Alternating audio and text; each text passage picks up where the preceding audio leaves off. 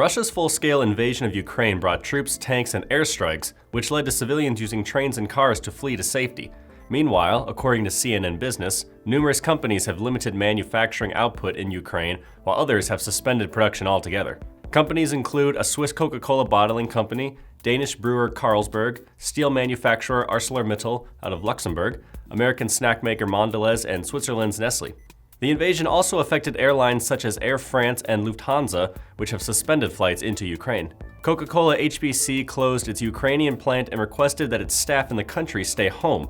The company's geographic footprint stretches across 3 continents and 29 countries. It categorizes Ukraine as an emerging market along with Russia. Carlsberg ceased operations at 2 of its 3 breweries in Ukraine, where the company ranks as the country's second largest brewer with a 31% market share. The affected breweries are in Kiev and Zaporizhia. A spokesperson reported employees were instructed to stay home.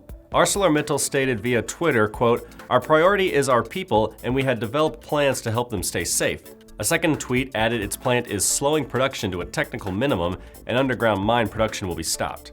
Reuters reports Mondelez's CEO said it will close its Ukrainian plants if tensions with Russia escalate and become, quote, "too dangerous."